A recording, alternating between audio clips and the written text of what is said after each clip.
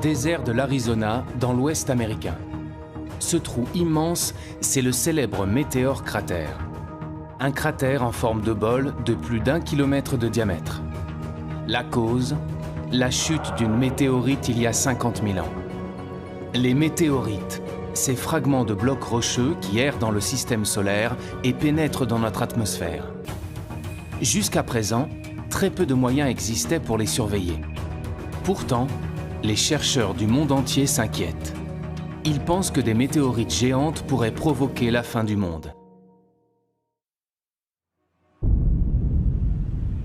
Ces phénomènes sont pris très au sérieux par la communauté scientifique internationale.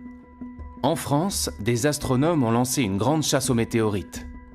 Sur les toits de l'Observatoire de Paris, des scientifiques viennent de mettre en place un réseau de caméras de surveillance. Une grande première. L'objectif de cette caméra, c'est d'observer toutes les chutes de météorites qui créent des grosses étoiles filantes. Ces grosses étoiles filantes étaient jusqu'à présent la seule trace de météorites dans l'atmosphère. À chaque fois qu'il y a un gros météore détecté par plusieurs caméras, on le sait instantanément et on est capable en quelques minutes de calculer la trajectoire.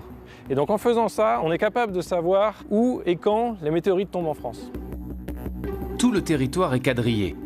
Présentes dans tous les départements, les caméras fonctionnent jour et nuit. Il y en a environ 100 dans toute la France pour pouvoir faire ce qu'on appelle la triangulation. C'est-à-dire à partir de 2 caméras, on a 2 points de vue différents d'un même gros météore. Ces caméras vont peut-être enfin dévoiler les secrets que renferment ces énigmatiques corps rocheux. Même si les astronomes savent que la plupart des météorites viennent de la ceinture d'astéroïdes située entre Mars et Jupiter, ils ignorent de quel endroit précis.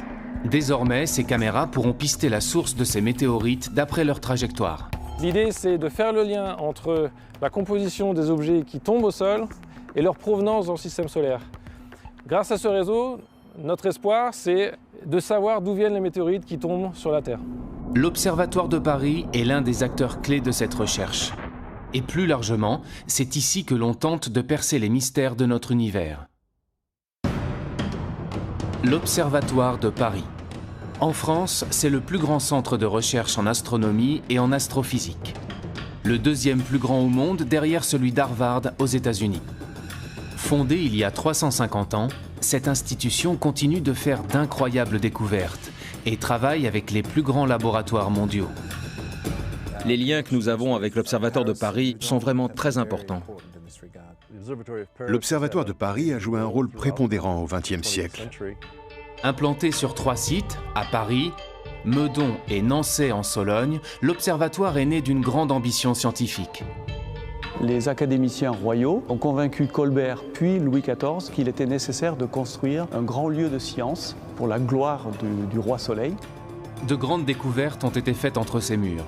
C'est ici que l'on découvre que la vitesse de la lumière n'est pas infinie. Le Verrier y démontre l'existence de la planète Neptune par les mathématiques. C'est là également que l'on réalise les premières cartes détaillées de la Lune. L'Institut de recherche est prêt à relever de nouveaux défis en construisant des télescopes révolutionnaires ou en préparant de nouvelles missions spatiales. Ce sera la première fois que le LESIA travaillera sur un instrument qui atterrira sur Mars. L'une des premières choses qu'on doit le rechercher, c'est est-ce qu'il y a de l'eau liquide à la surface des objets qu'on va étudier. Sonder l'infiniment petit comme l'incroyablement grand pour mieux comprendre notre univers. L'objectif aussi, c'est de comprendre comment la Terre est devenue ce qu'elle est devenue.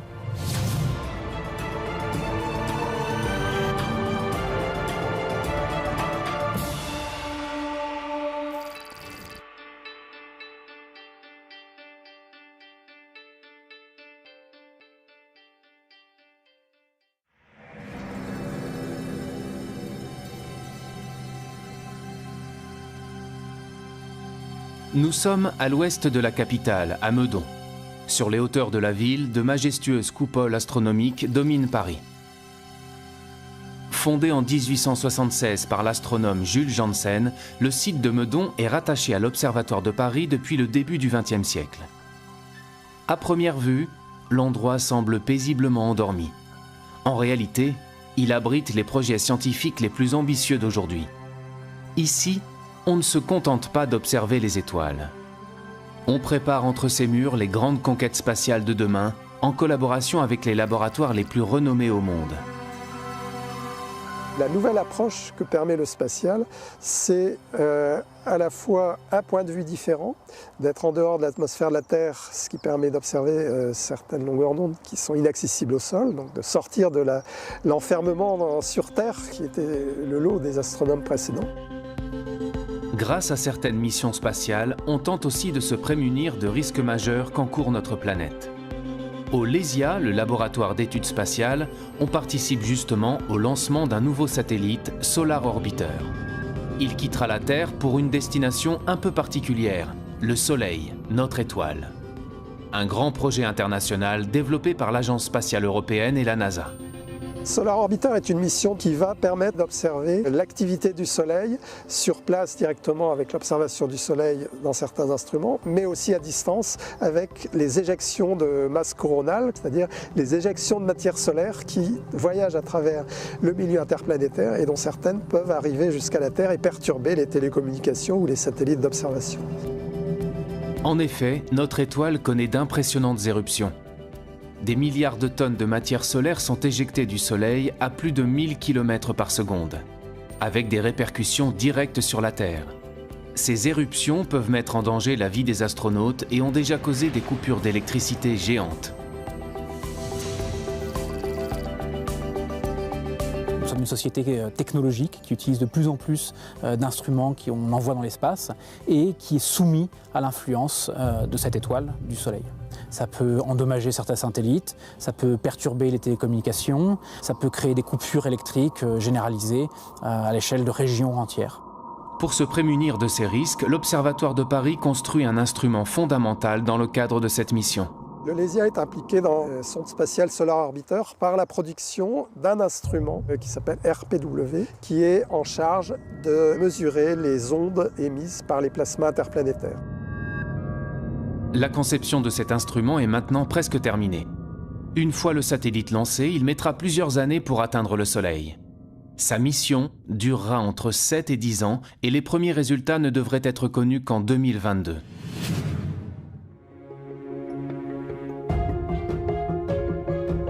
En attendant, les astronomes doivent s'assurer quotidiennement que le Soleil ne représente pas de danger pour notre planète.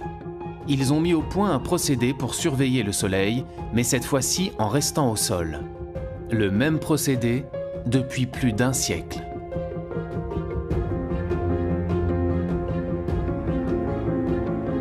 Ce qu'on fait depuis 108 ans, c'est qu'on prend des images du Soleil avec les instruments qui sont présents ici.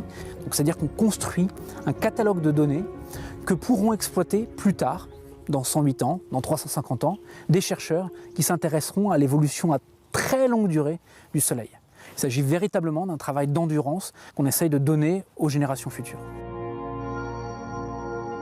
Tous les jours, sans exception, depuis plus de 100 ans, les astronomes prennent des photographies du Soleil.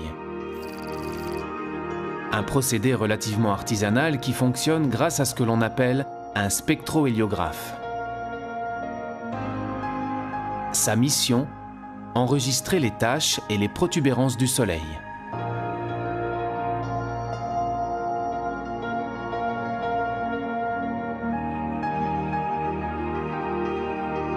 Il est nécessaire d'avoir ces types d'observations qui sont faites au sol, qui sont faites de manière relativement simple par rapport à ce qu'on est capable de faire, mais qui sont irremplaçables. Voilà, donc là, vous avez la photo en direct du Soleil, en lumière blanche. On est en période de descente d'activité, donc on n'a absolument pas de taches sur le Soleil aujourd'hui. S'il y a des taches, il peut y avoir des éruptions. S'il n'y a pas de taches, il n'y aura pas d'éruption. Et là, on est vraiment en descente d'activité solaire. Aujourd'hui, la photographie ne prend que quelques secondes et les résultats sont immédiatement informatisés. Mais cela n'a pas toujours été aussi simple. L'Observatoire de Paris a 350 ans. Ça fait à peu près 350 ans que certains chercheurs s'intéressent à étudier le Soleil. Mais à l'époque, ils avaient des méthodes où ils remplissaient des cahiers, où ils marquaient leurs observations. Pour section sur K, c'est la longueur d'onde, hein, surtout la longueur d'onde et l'heure du cliché là-dessus. 22 juillet 1929. Donc ça, c'est marqué tous les jours d'observation. Les pauses aussi, 3 minutes, pause. Grâce à cette observation sur une très longue période, les astrophysiciens ont pu identifier avec précision différents cycles d'activité solaire extrêmement réguliers. C'est cette régularité qui leur permet de prévoir les fortes éruptions et les perturbations potentielles. Le Soleil est vivant, il y a des moments où il est plus actif et des moments où il est moins actif. Donc il y a un premier cycle qui va être le cycle qui est très bien connu, qui est le cycle de 11 ans, où au début du cycle, petit à petit, il va y avoir de plus en plus d'éruptions jusqu'à un maximum. Et puis à nouveau, pendant quelques années, la fréquence des éruptions va diminuer jusqu'à ce qu'on arrive à un minimum où il n'y aura aucune éruption. Et puis ce qu'on est en train de découvrir, c'est qu'il y a aussi un cycle plus long, qui aura une centaine d'années, où pareil, il y a une modulation de l'activité du Soleil. Mais pour cela, il faut arriver à étudier le Soleil sur des périodes qui sont très longues, qui dépassent même la vie humaine. Et c'est ce qu'on fait ici, à l'Observatoire de Paris. Donc ça fait seulement sur ces cycles de 100 ans, on n'en a vu que 3 à l'heure actuelle. Souvent dans la recherche, il s'agit d'une course de vitesse, il s'agit de voir plus loin, voir plus petit. Ici, on est plus dans une course d'endurance, c'est-à-dire qu'il faut additionner des données sur des années, qu'on va transmettre aux générations futures pour que plus tard, les chercheurs qui travailleront sur ces problèmes dans 350 ans puissent eux comprendre mieux comment fonctionne notre étoile. Comprendre comment fonctionnent les étoiles et notre univers, repousser les limites de la connaissance, ont toujours été les raisons d'être des différents sites de l'Observatoire. Lorsqu'il est fondé en 1667, l'Observatoire de Paris devient rapidement un lieu fondamental pour la science, nourri par de grandes ambitions. Grâce à leurs connaissances, les scientifiques établissent pour la première fois des cartes maritimes et terrestres. Un projet révolutionnaire pour l'époque.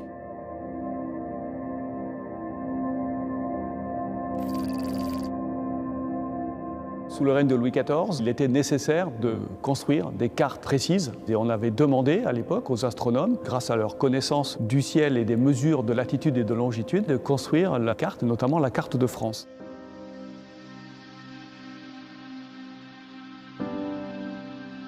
Au XVIIe siècle, connaître l'étendue du territoire et savoir s'y repérer est en effet un enjeu essentiel pour le commerce et la guerre.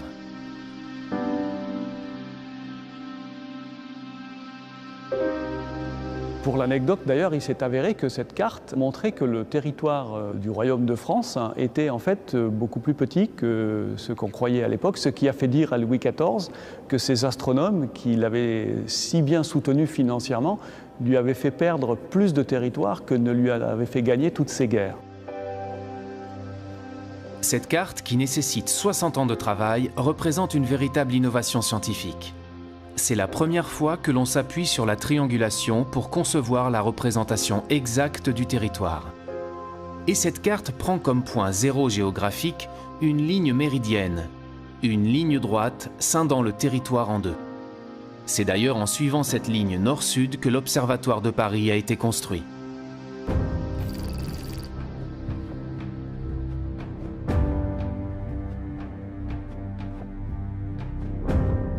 Nous sommes ici dans la salle Cassini, qu'on appelle aussi la salle de la Méridienne de l'Observatoire de Paris, tout simplement parce qu'elle contient le méridien de Paris, qui est cette ligne que vous voyez ici, qui a été tracée par les académiciens le 21 juin 1667. Ces académiciens qui ont donné comme instruction à l'architecte Claude Perrault de construire un bâtiment symétrique par rapport à cette ligne. Cette salle majestueuse, en fait, est un gigantesque instrument de mesure. En haut, ici, vous avez une ouverture avec une petite optique qui permet de projeter l'image du Soleil sur le sol.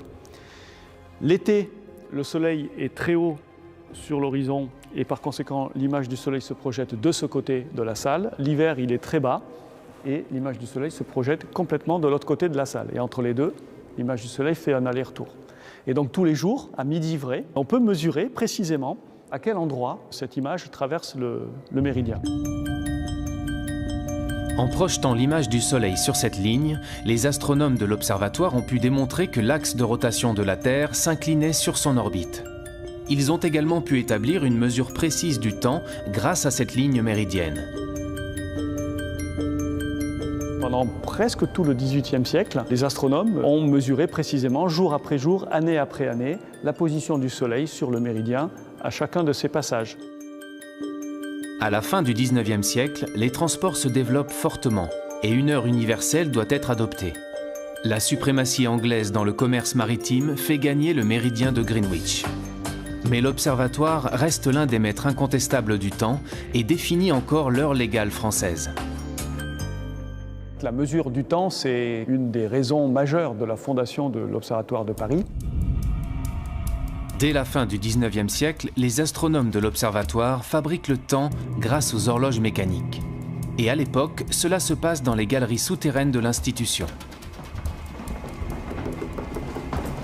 Nous arrivons tout en bas des caves de l'observatoire. Et ici, nous allons aller vers les salles où étaient entreposés donc, les laboratoires. On stockait les horloges donc mécaniques puis à quartz au sous-sol parce que ici la stabilité de température, comme on est très profond, est très bonne tout le long de l'année. Elle fluctue quasi pas beaucoup moins qu'1 degré. Tous les systèmes mécaniques de précision ou les systèmes à quartz, ils sont très sensibles aux fluctuations de température. Donc ça change un petit peu la fréquence, la vitesse d'écoulement mesurée par l'horloge. Voilà. Donc plus c'est stable, mieux c'est. Et ici, personne ne passe, personne n'ouvre de porte, personne ne vient. Voilà. Ça s'est terminé dans la deuxième moitié du XXe siècle, au moment où toutes ces horloges ont été remplacées finalement par les horloges atomiques. Les horloges atomiques. Une véritable révolution scientifique développée dans les années 60. Dans des salles protégées comme des bunkers, à l'abri de la lumière et de la chaleur, l'observatoire définit le temps grâce à l'oscillation régulière de certains atomes. Ici, nous sommes dans une pièce où nous avons une horloge atomique. Elle sert à réaliser la définition de la seconde. Et cette définition, elle est basée sur une définition par rapport à l'atome de césium, qui est de exactement 9 192 631 770 par seconde. Les atomes de césium ont la propriété de se mouvoir selon un mouvement de va-et-vient, une oscillation extrêmement régulière. Et nous, ce qu'on fait dans cette horloge, c'est qu'on va compter cette oscillation et donc être capable de réaliser exactement 1 seconde. Lorsqu'il passe d'un niveau d'énergie à un autre, l'atome de césium émet une fréquence immuable du rayonnement électromagnétique qui détermine la seconde. Et une fois qu'on sait très bien réaliser cette seconde, ensuite il y a d'autres systèmes par ailleurs qui vont compter les secondes pour réaliser la minute, l'heure et le temps en continuant à compter. Pour mesurer cette seconde, on provoque cette oscillation dans cette pièce isolée de toute perturbation. Pour contrôler ces atomes, on les refroidit, ça veut dire qu'ils sont très lents. On va les lancer, ils sont sous vide. C'est comme quand vous lancez une pierre. Ils vont monter, retomber, et pendant toute cette interrogation, presque 1 seconde en fait, pas tout à fait, on va mesurer cette oscillation. Donc on va faire des mesures ensuite répétitives, et ça va nous permettre de parfaitement fixer l'intervalle de temps, qui est à la base de la réalisation de l'ensemble ensuite de notre échelle de temps.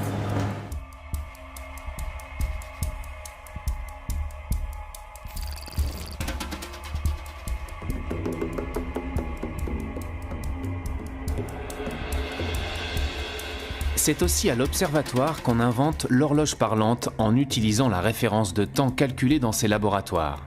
L'idée est simple, donner par téléphone la même heure sur tout le territoire à tous les Français par une même voie. À l'Observatoire de Paris, chaque nuit, le service qui a mission de fabriquer l'heure vit de la sorte une perpétuelle course contre la montre entre les renseignements fournis par les étoiles et les pendules dont il faut régler les tops sur ceux de la pendule mère. Il suffit de composer un numéro de téléphone pour obtenir la voix que tout Paris connaît et l'heure exacte. Il sera exactement 9h40. Merci. Les astronomes de l'observatoire ont une connaissance si poussée concernant le temps qu'ils peuvent répondre à toutes les questions que l'on se pose sur les éphémérides, sur le mouvement des astres dans le ciel, même très loin dans le passé.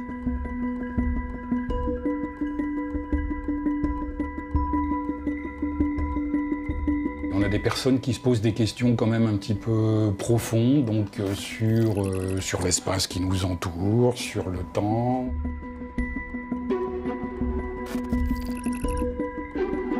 On a des demandes très spécifiques, ou d'historiens ou d'archéologues.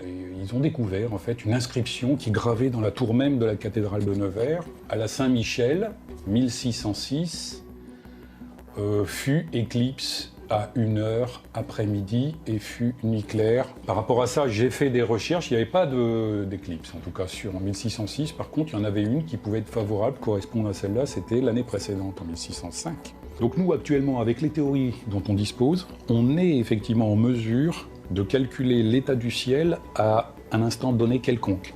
Donc par exemple, remonter le temps jusqu'à 5000 ans en arrière. C'est pour ça qu'on a souvent des questions qui nous proviennent d'historiens ou d'archéologues, qui travaillent effectivement sur du matériau qui est aussi ancien que ça. Je reçois des demandes électroniques par mail et également du courrier. Donc celle-ci, elle provient d'un monsieur qui s'est posé une question toute simple. Il suppose un vaisseau spatial qui va accélérer continuellement à une accélération égale à l'accélération de la pesanteur, celle qui nous tient sur la Terre. Et en disant, à partir de ça, combien de temps va mettre ce vaisseau spatial pour atteindre une vitesse égale à la vitesse de la lumière et à quelle distance de la Terre cette vitesse sera atteinte. Alors il a fait le calcul et puis il me demande juste de vérifier si son calcul est correct. Il signe d'ailleurs par Carpe Diem. Alors, bon, Carpe Diem, hein, on sait tout ce que ça veut dire. Donc le monsieur, c'est quand même un monsieur qui est connu. Bon, il est en prison, je crois, depuis les années 70. C'est un tueur en série. Je reçois aussi des courriers de tueurs en série. J'essaye de répondre à tout et à tout le monde. Donc le monsieur en question, je lui ai répondu, son calcul était juste, à peu près juste. Donc c'est pour dire que vraiment dans ce service, on a de tout. On a du très sérieux et puis on a du loufoque, de l'insolite, de toutes sortes de choses, quoi.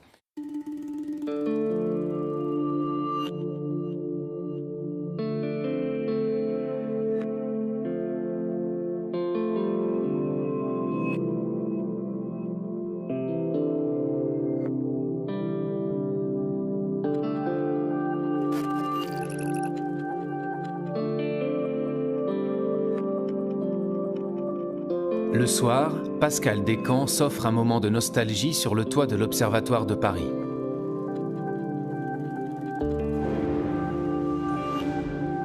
La lunette Arago, le plus célèbre instrument de l'Institut d'astronomie, marche toujours parfaitement. Cet instrument mythique, confiné dans une coupole tournante, est le témoin des progrès fulgurants de l'astronomie en France. Au moment de sa construction au XIXe siècle, c'était la plus grande lunette astronomique du monde. 38 cm de diamètre et 9 mètres de focale. Cet instrument mythique, voulu par François Arago, a contribué aux recherches les plus célèbres de l'Observatoire de Paris.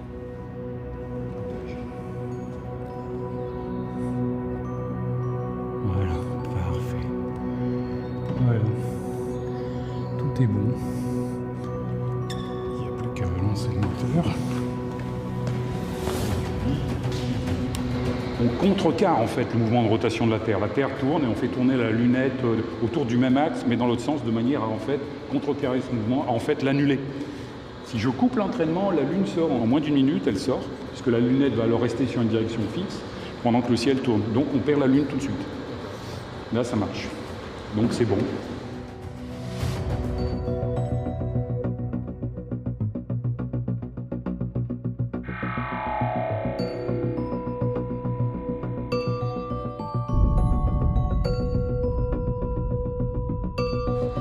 On sent vraiment le relief lunaire de façon assez impressionnante.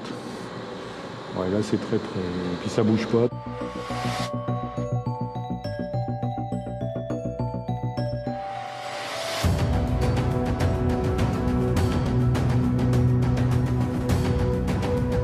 Depuis l'âge d'or de la lunette Arago, des pas de géants ont été faits en astronomie. On observe encore les étoiles avec ce type d'instrument qu'à de rares exceptions. Désormais, ils sont beaucoup plus performants.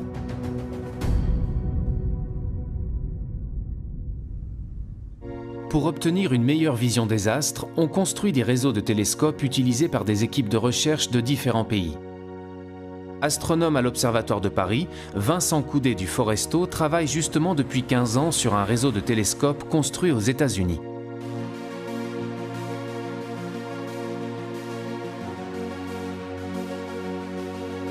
Ce réseau est situé dans l'un des observatoires les plus célèbres du monde, le mont Wilson, près de Los Angeles. C'est ici que l'on a découvert que l'univers était en expansion. Chaque année, l'astronome français et ses collègues étrangers se réunissent en Californie pour faire avancer leurs projets communs. De grands projets internationaux qui donnent à la science plus d'envergure. Ce qu'il y a de terrible quand on travaille ici, c'est qu'on a beaucoup de collaborateurs français et qu'on est forcé d'aller en France régulièrement. Les liens que nous avons avec l'Observatoire de Paris et Meudon sont vraiment très importants. Nous ne serions pas capables de développer toutes nos recherches scientifiques sans ces collaborations. Parce qu'on ne peut pas être expert dans tous les domaines. Nous avons besoin de personnes qui viennent observer nos instruments et viennent enrichir ce que nous faisons avec leurs connaissances.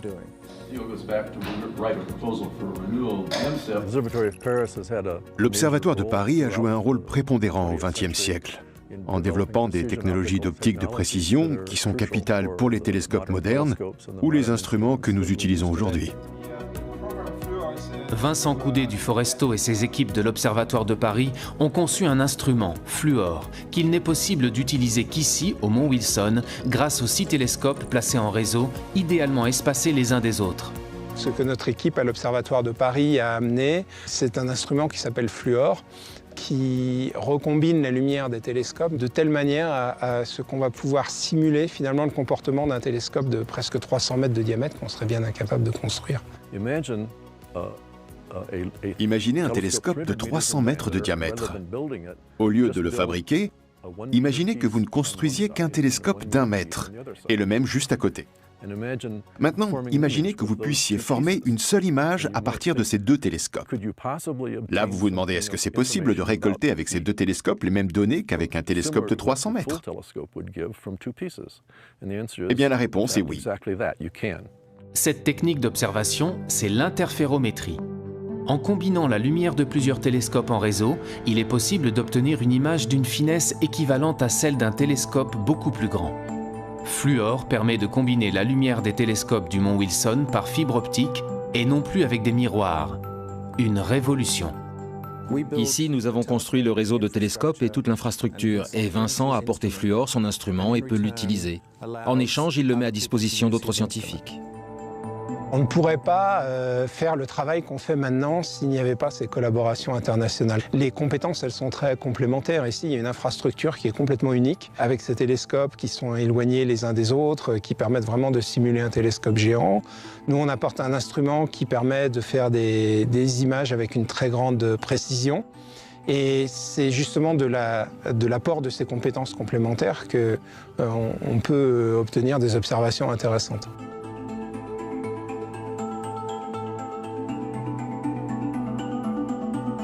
Quand on regarde une étoile avec un télescope, c'est un point. Toutes les étoiles apparaissent comme des points parce que même les plus grosses des étoiles sont trop petites pour être résolues par les télescopes. Et donc il faut un interféromètre pour voir les étoiles autrement que comme des points, pour voir des choses à la surface des étoiles.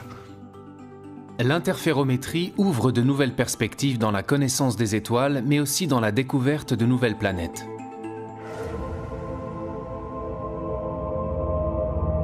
Parmi les projets qu'on a avec Fluor, il y en a un où on va regarder l'environnement des étoiles, ce qui se passe autour des étoiles. Et on sait que les étoiles, notamment quand il y a des systèmes planétaires, il y a des poussières qui restent en orbite autour de l'étoile et qui diffusent une sorte de lumière de halo. Et pour nous, ces lumières, c'est un peu la trace, c'est un peu la signature d'un système planétaire qui peut se trouver derrière. La signature d'un système planétaire comme celle d'exoplanètes, des planètes situées hors du système solaire, et que les astronomes découvrent par centaines depuis 20 ans.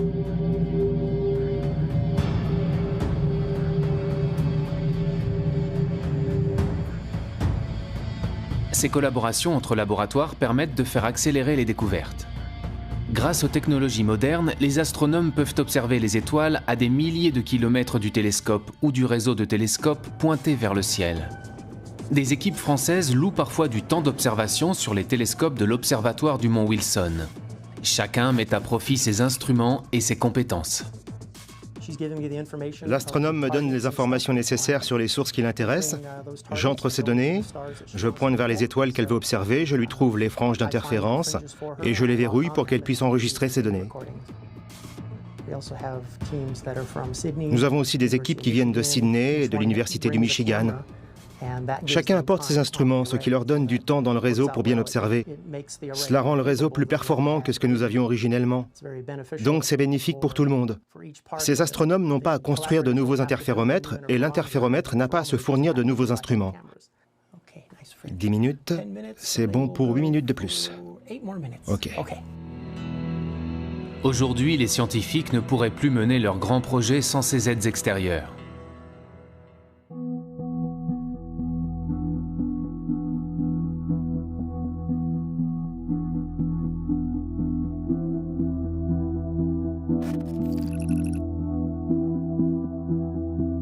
La recherche, c'est l'échange d'idées, et donc l'échange, la confrontation, la critique, et de la critique naît de nouvelles idées.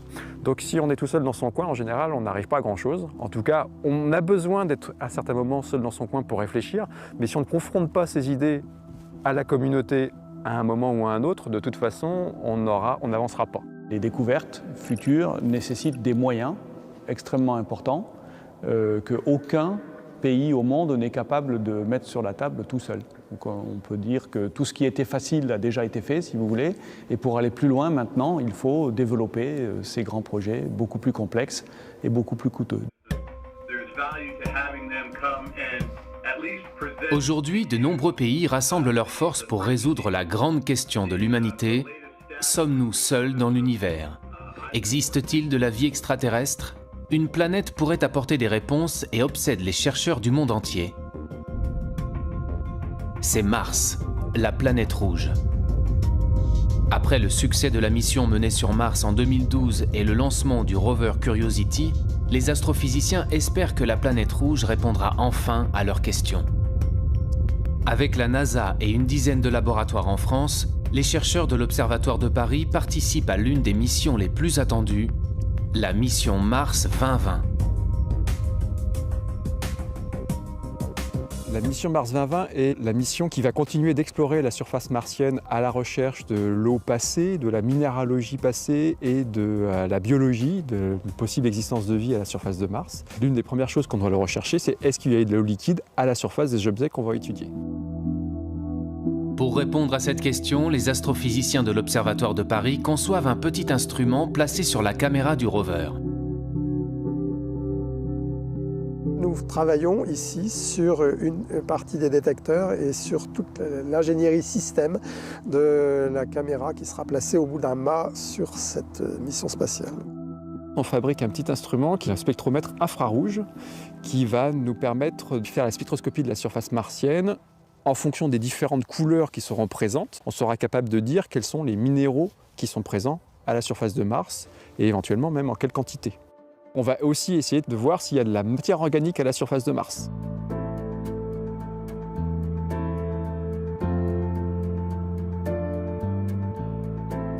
On a un défi qui est de faire un instrument très petit, beaucoup plus petit que ce qu'on n'a jamais fait. Donc ce défi de miniaturisation, il est important. Donc on se confronte à des problèmes auxquels on n'avait encore jamais été vraiment confronté en termes de place, d'intégration. Un vrai challenge. L'instrument doit être suffisamment petit pour se glisser dans la caméra du rover sans l'alourdir. Pour concevoir leur spectromètre infrarouge, les astrophysiciens font fabriquer sur place, dans l'atelier de l'Institut, leurs pièces miniatures construites sur mesure.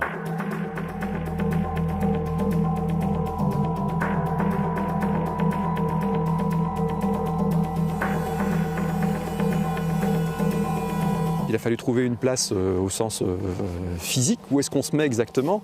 Il a fallu aussi trouver comment on branchait nos fonctions, de l'électronique, quelle masse on apportait. Il ne fallait pas apporter trop de masse, parce que sinon on en était trop lourd, on n'aurait pas pu être au sommet du mât du rover.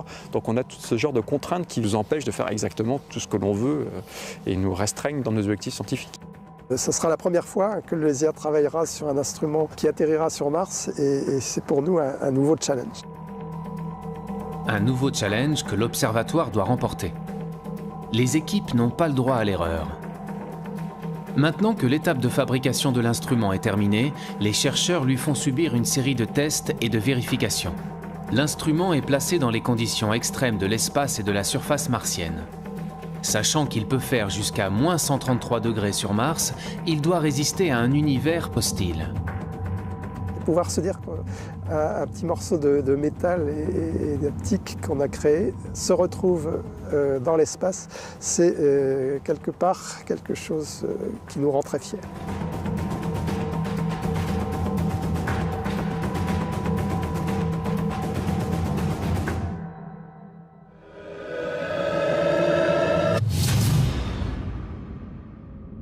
Au-delà de la recherche de vie extraterrestre, les scientifiques s'emparent d'une autre question cruciale.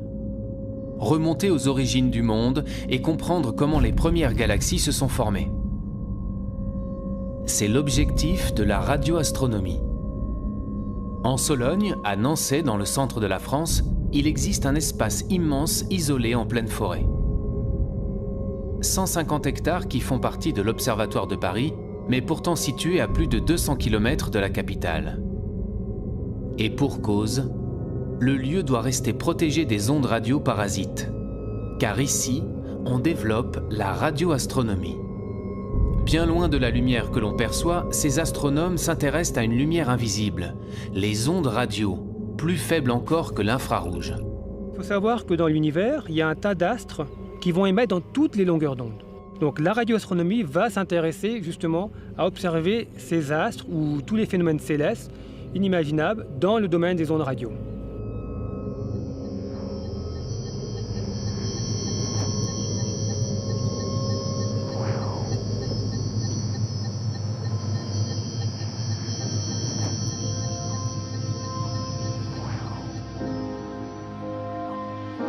Les ondes radio émises par les étoiles sont collectées par cet immense instrument métallique.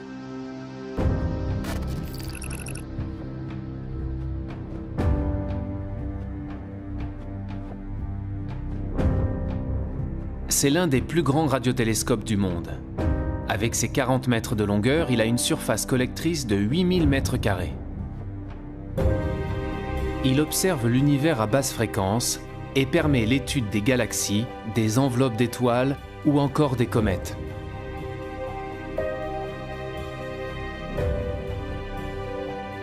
Vous pointez le télescope vers une direction d'observation du ciel, c'est la source qui vous intéresse.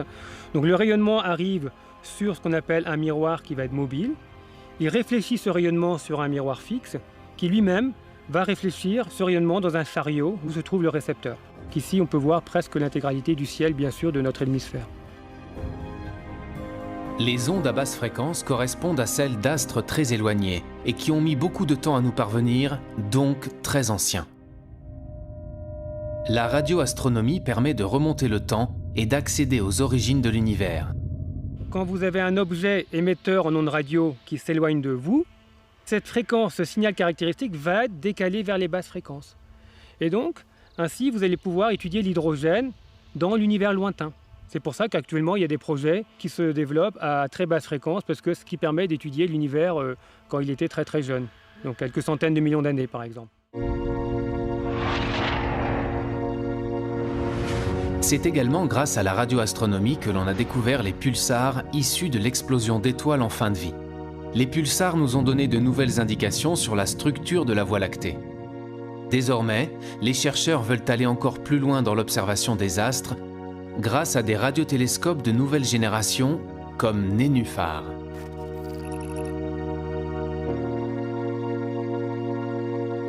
Contrairement aux grands radiotélescopes où vous pointez l'antenne pour justement observer votre source d'intérêt, Nénuphar, ce sont des antennes qui voient tout le ciel. C'est un peu une révolution en radioastronomie en fait, c'est d'avoir des antennes qui voient tout le ciel et qui pointent et vous pointez dans différentes directions.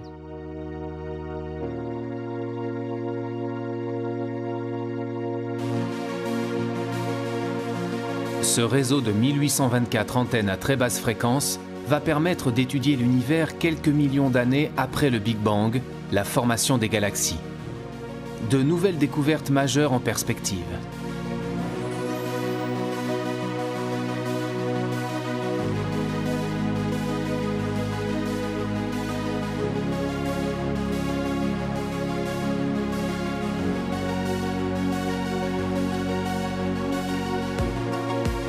Fournir une vision renouvelée de la structure de notre univers pour en comprendre sa composition et son origine, c'est le défi quotidien que tentent de relever ces astrophysiciens.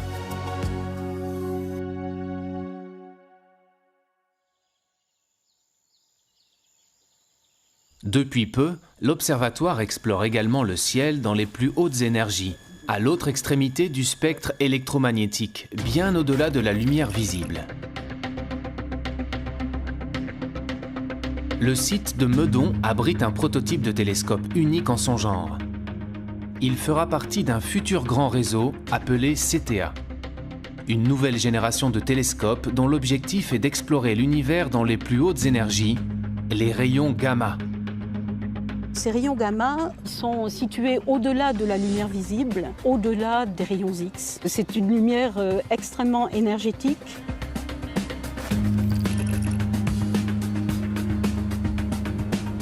CTA va pouvoir observer des photons gamma qui ont des énergies de 10 puissance 10 à 10 puissance 14 fois plus grandes que l'énergie de photons optiques. Donc on voit qu'on touche là à un domaine qui est tout de même très loin de notre perception directe, personnelle. Grâce à une technologie interposée, on va pouvoir imaginer des façons de mettre en évidence ces rayons gamma et de les étudier, et du coup de devenir sensible, disons, en tant que civilisation technologique, on est devenu sensible aux rayons gamma de très hautes énergies. À ce stade du projet, les chercheurs sont encore en phase de test sur le prototype. Mais bientôt, plusieurs dizaines de télescopes comme celui-ci collecteront partout dans le monde ces rayons gamma.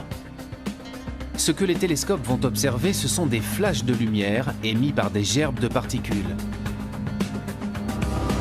Des particules produites par les rayons gamma lorsqu'ils pénètrent dans l'atmosphère. On va pouvoir faire l'image de ces gerbes atmosphériques. Donc ça va faire une sorte de cascade de particules qui va descendre petit à petit vers le sol.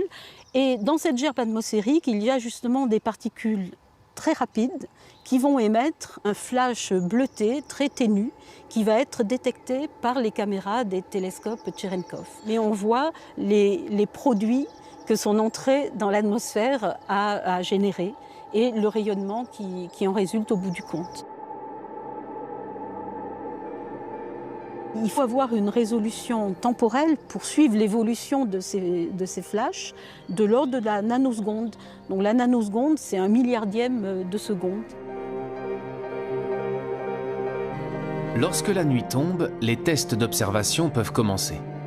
L'équipe est composée de chercheurs du monde entier, chacun étant spécialisé sur une partie du télescope. Au total, 30 pays et 1200 scientifiques sont engagés dans ce projet hors norme. Ils espèrent tous repérer des cascades de particules dans le ciel de Paris.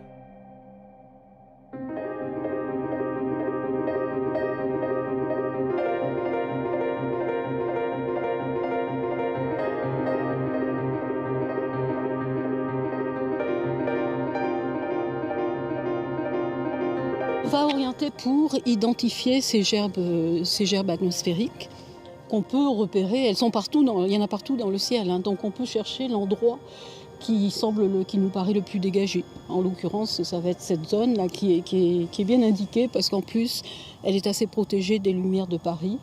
Donc là, elle n'a pas de nuages, donc on va pointer dans cette direction. On voit des sites où il y a eu des phénomènes très énergétiques et même voire cataclysmiques, comme des explosions d'étoiles lors de supernovae. Ce télescope pourra même observer des astres tellement compacts que la lumière ne peut pas en sortir, et qui restent jusqu'à aujourd'hui invisibles, comme les blazars, ces trous noirs qui renferment de nombreux secrets pour les chercheurs. Ça va apporter de nouvelles informations sur les propriétés de ces systèmes cosmiques. Et ça fournit en général à la communauté astronomique une vision renouvelée de notre univers.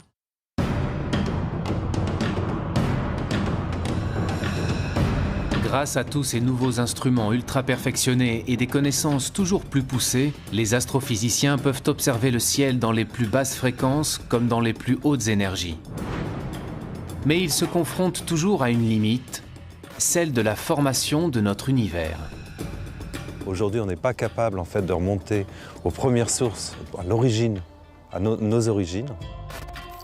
On a besoin d'observer des galaxies de plus en plus lointaines, beaucoup plus distantes. Et pour cela, eh bien, il faut des instruments de plus en plus puissants. L'instrument d'observation le plus puissant, c'est le projet futuriste ELT, Extremely Large Telescope. Un télescope européen géant, le plus grand télescope au monde, celui qui va peut-être réussir à remonter le temps jusqu'à l'origine de l'univers. Là, le but, c'est vraiment d'aller jusqu'au bout, d'aller vraiment étudier physiquement en fait, les premières sources de l'univers. C'était quoi d'abord? Est-ce que c'était des galaxies? Est-ce que c'était des amas d'étoiles? Est-ce que c'était autre chose? Des étoiles même, simplement, en explosion? C'est un télescope qui va être installé dans les années 2020. Ça consiste à prendre tous les grands télescopes existants sur la Terre aujourd'hui, c'est-à-dire 15 grands télescopes de 10 mètres, les mettre ensemble, combiner leurs miroirs et d'en faire un seul. Ces 39 mètres de diamètre, on doit les installer sous une coupole, ce qui fait que la coupole représente à peu près l'équivalent de 3 arcs de triomphe superposés.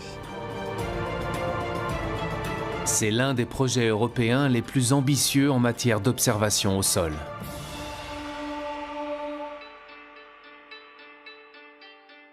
Pratiquement tous les pays d'Europe sont impliqués dans cette construction. Et nous, à l'Observatoire de Paris, on est particulièrement impliqués dans la construction d'instruments qui se mettent au foyer du télescope. Le premier, qui est un spectro-imageur, qui travaillera dans le visible et l'infrarouge, et dont un des enjeux principaux est de détecter des exoplanètes. Et l'autre, c'est un spectrographe multi-objet qui permet de faire simultanément le spectre d'un très grand nombre de galaxies.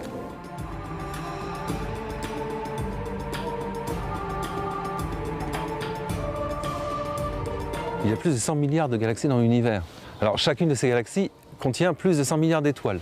Rassurez-vous, on ne veut pas analyser les 100 milliards, mais on veut au moins avoir un aperçu, je dirais, de comment elles sont constituées. Et pour ça, il nous en faut beaucoup plus qu'une.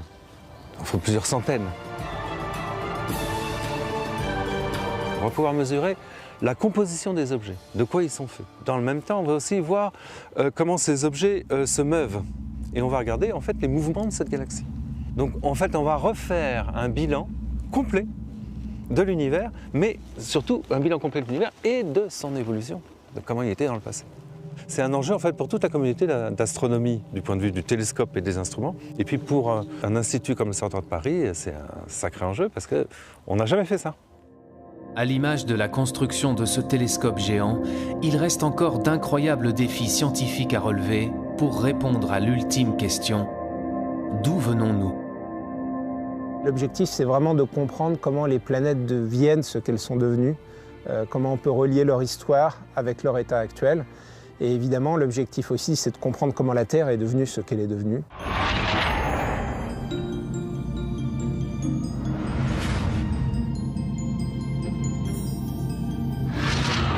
Imaginez par exemple un archéologue, il pourrait étudier par exemple toutes les espèces d'évolution, par exemple si on s'intéresse à l'évolution de l'homme, vous auriez à votre disposition toutes les différentes étapes. Mais on peut comme ça maintenant remonter à des objets qui ont quelques centaines de millions d'années, donc c'est-à-dire un univers qui est très très jeune. On a exploré le ciel en radio, en infrarouge, en ultraviolet, en rayons X et en rayons gamma.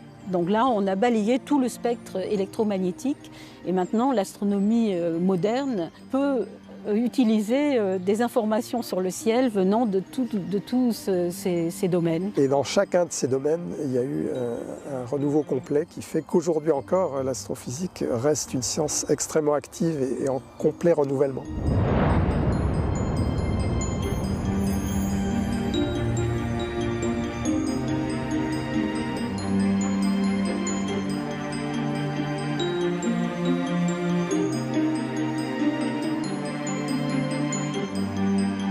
Il y a un point qui est important pour tout institut de recherche, c'est de toujours accroître sa capacité à initier des grands projets qui contribuent à structurer l'avenir.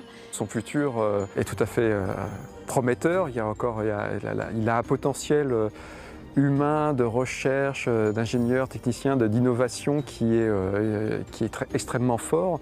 On est à bord de missions spatiales jusque dans les années 2030-2040. Donc au moins pour toute la première partie du XXIe siècle, je pense que l'Observatoire va continuer de se développer très fortement et d'être un acteur majeur de la recherche astrophysique en France et dans le monde. L'Observatoire de Paris, véritable citadelle des sciences. Plus de 3 siècles après sa fondation, ce lieu, porté par un héritage scientifique inestimable, nourrit toujours les plus grands espoirs de recherche et de découverte.